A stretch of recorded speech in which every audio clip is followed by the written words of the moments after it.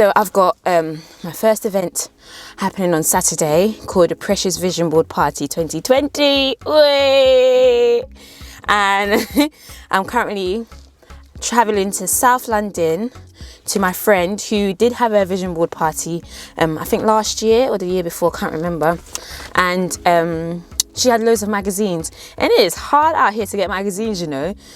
So I'm traveling all the way to South London. I live in West London, outer West London. I'm traveling all the way to South London to pick up the magazines, and we've bought the resources because I'm doing it in collaboration with a ministry that's within my church called Young Women Connected to God. So that's what I'm going to be doing right now. So here we go. I hope you enjoyed this video, and don't forget to like, share and subscribe. Yeah. Alright, so it's going to take me an hour to get there with a lot of traffic. But okay, let's get going. I love this song, you know.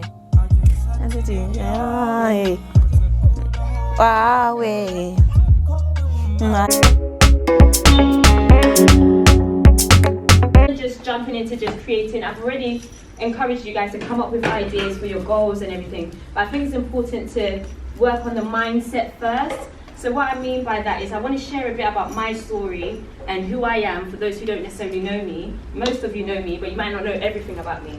So I run a YouTube channel called Vanessa Speaks, and I also run two blogs, preciousearnings.com, and I also earn another blog which is a Christian-centered blog called preciousgodliness.com. So going back around, I'll say 2018 was probably the most difficult year of my life. And when I say difficult, I mean I've just had 2 children, and on paper I look like I should be financially okay. I have a husband, I have a home, I have a car, but every month we were living literally probably 120% above what we were earning. And that was because I struggled to go back to work, and I was at home and I wasn't making enough money. And some people may say, oh, but you have a husband. But we live in London, things are expensive. Even when you don't, unless your husband's earning over 100k, really, you're not living a life. The privilege of being a stay-at-home mum is kind of gone for us nowadays. So during that time, my son, he has a milk allergy, and I used to go to the doctors a lot for his health reasons and everything, and he developed extreme constipation. But what I was not realizing was, because we didn't have any money, I wasn't cooking. Everything I cooked was practically beige.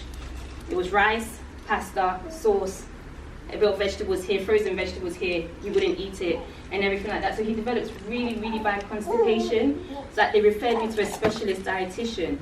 And when I went to the dietitian asked me, what do I feed my child? And I said, oh, I give him fruit and veg. But she looked at me like, if he was eating enough fruit and veg, he wouldn't be in the state. And that really made me think, like,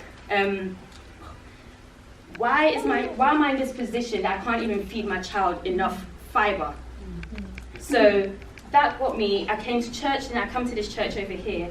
I come to church, I look in our account, and my husband's getting paid a couple of days later. And I'm like, we literally have no money for me to go buy all this fiber my child needs. And I'm looking at our account, and we only have £5. We only have reached our last £5, and I am wondering, do I buy food for all of us to eat, which will be beige, and my son will still be in the circumstances, or do I buy him fruit like the dietitian have told me, and we won't have much to eat that week until he gets paid? So I go down these stairs, go into Morrison's.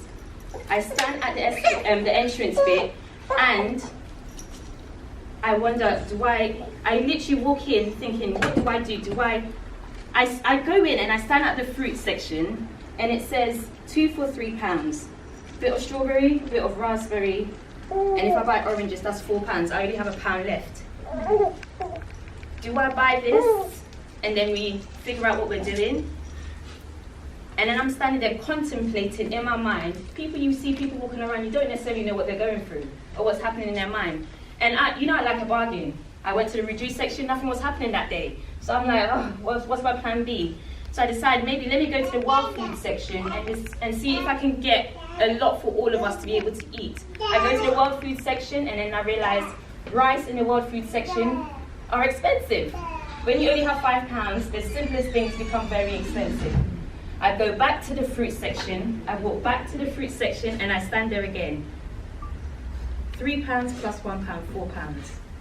And then I walk back again, but I decide to go to the rice section. And I stand there and look at the rice. I look at eye level, there's a £1.50, £1.30 rice. And then I look down and I see 45p rice and my heart breaks. That I've got into the stage in my life that I have to buy 45p rice. And that's when I said, God, I'm done. I am done with living a mediocre life. I'm done with struggling. It's not fair. I tithe, I go to church, I'm a Christian. Why am I struggling? In that very moment, God was just like, usually you'd be like, God, do a miracle, which he did. He did do a miracle for me, but also at that same time, God said to me, I have given you talents, use it. I've given you abilities, use it.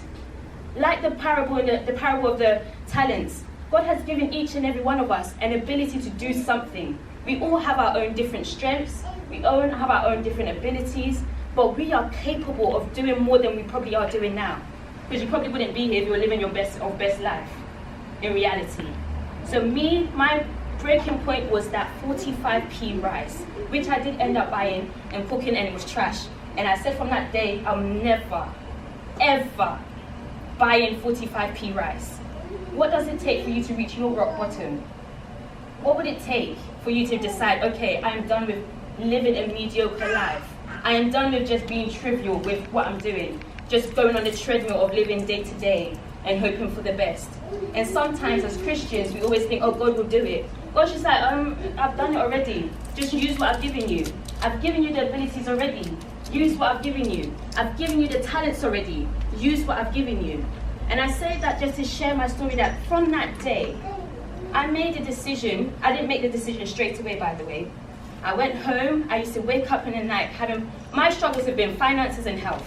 Everybody might have different struggles. It might be marriage, it might be relationships, it might be whatever it is. But whatever the struggle is, that's your struggle. This is my struggle. I used to wake up at night, panicking, thinking, oh no, telling my husband, waking him up, thinking, what are we going to eat, what are we going to do, what are we going to do, what are we going to do, what are we going to do. And obviously I might come smiling because I'm thinking, okay, that's just part of life. And then I realized that is not living, that is surviving. I am beyond surviving. And from that day, I was speaking to my friend and she was just like, why not get a job then? And I'm like, but I have 2 little kids, I've got this to do, how am I going to afford childcare, what am I going to do this, what am I going to do this, what am I going to do that? She's like, people do it all the time. You have migrants that come to this country, mommy goes to work at morning, daddy goes to work. You have to do what you have to do to survive and provide for your family. And that's when I decided to get a job, another job. Because on paper, I was a lecturer, I look like I have a good position, I have my master's degree, my husband's qualified, we're living life on paper, but the finances did not match up. That's when I got a job, working nights. It's a difficult place to be, but it has revolutionized how I view life. Because once I make a decision about something and I put my mind to it, I can do it. People may look, when do you sleep? Because if you don't know, I work Sunday night, Monday night, and Tuesday night. So Sunday night I come to church in the morning. I might have a little 2-hour break where I cook and clean or go to a fellowship or mingle with people. I come back to service in the evening. Then I go home, I might have an hour nap, and then I wake up and work from 10 p.m. to 7 a.m. And then I get my son up, get him breakfast, take him to nursery, come home, make my daughter happy because she doesn't want to sleep no more, and do what I have to do. But after time's gone on, I've been able to survive. And looking at even our earnings, because I was teaching and paying childcare, I've tripled our earnings from just doing this. And God just always honors you when you take that step. But people are not willing to take that step. They're waiting for God to come and drag them. God is not going to drag you. He's already given you the abilities. He's not going to come and drag you and say, for example, I want to lose weight. Okay, come, I'll take you to the gym. God is not coming, guys. I'll break that curse. God is not coming to drag you to take you to the gym. God is not going to take that food away from you that you know you shouldn't be eating. He's not going to do it. It starts with you making a decision. And we always walk through life thinking we can't make decisions. But you not making a decision is making a decision. So you are able to make a decision. Do you get what I'm trying to say? We have to go through life knowing that we are more than surviving. We are more than just getting by. We are more than we're just Christian women, if you're saved here. So that's the first thing I just wanted to just share a bit about my story.